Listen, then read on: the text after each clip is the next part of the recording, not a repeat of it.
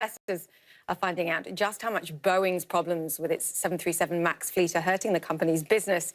The planemaker revealed a rare drop in earnings. Core profit for the first quarter plunged 21%.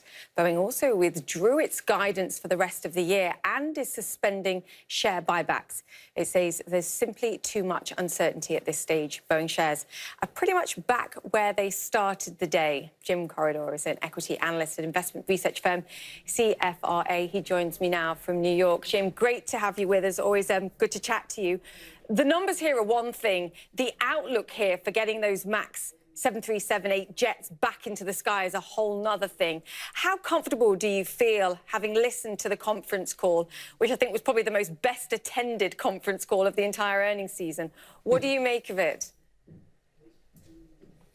Yeah, Julia, I think that the company increased my confidence that they are on the right track at least. While there's certainly no timetable as to when those planes are going to start flying again, probably midsummer, but who knows? Much more important is that the company is taking a very thoughtful, a very rigorous approach to how they're working to get this plane back in service. They're trying to coordinate so that all regulatory agencies around the world allow the plane to start flying around the same time. They are adding processes and different types of committees to make sure that safety is the #1 priority, and they're working very hard to make sure that when the plane comes back into service, not only is it safe, but that people believe it's safe. Do you think this is still simply a software fix that's required here? And that's obviously work in progress, and they've got to bring the FAA, of course, the regulators in the United States, but other regulators, international regulators, on board with this too. Are you still convinced it's just that, and perhaps there isn't some larger fix that's required as far as engine positioning or broader hardware issues with this plane? Yeah, there's nothing that I've seen that would make me think that the software fix is not going to work. A #1 indicator for me is that pilots throughout the United States knew about this issue, were well trained in how to overcome the maneuvering system, the MCAS system that was at fault in these crashes. And that shows to me that the software fix, which is going to make sure that the sensors don't disagree with each other and cause the MCAS system to engage, should be sufficient to make sure that the system doesn't override pilot free will. So if we just take a step back about the importance of the 737 fleet for Boeing, I mean, we're talking, what, 30% of the company's revenues, 35% of the profits. For this specific plane, 80% of the order book going forward. It's critical, of course, that they get this right. How do they restore confidence for the flying public? Is this just something where you say, actually people have short memories, and if the regulators say it's okay, customers will be still willing to get on board?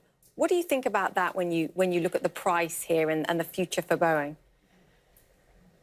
I think the #1 thing is they have only one chance to get this right. There can't be any future incidents, or their legacy and their reputation will be forever tarnished. They get this one last chance to make sure that they dot every I and cross every T, and they seem to be taking it very serious and rigorously. They're doing everything they can, according to what I have heard, to make sure that when the plane comes back into service, there are no further mistakes. And like I said, they only get this one more chance to do it right. And as long as they do, eventually the flying public, as airlines continue to fly the plane and continue to tout the plane, the passengers will eventually come along as well. 95% of the cash that this company generates, they give back to investors. Huge, critical issue for the value of the shares as well here.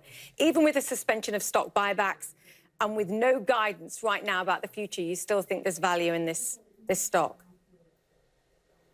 Yeah, I mean, if you look at what the company did during this quarter, during a quarter in which they ceased deliveries of the plane, which they didn't get any further orders, and which they weren't able to book any revenues or cash flows from the planes, they still generated $2.8 billion in cash. They still, while profits were down around 13% on the EPS line, they were solidly profitable. They generated strong backlogs and strong order flow from the defense side of the business, from the services side of the business, and the 787, which is not under attack and not grounded, saw more orders and better margins. So there's a lot of things going right at Boeing right now. It's just clouded by the 737 issue.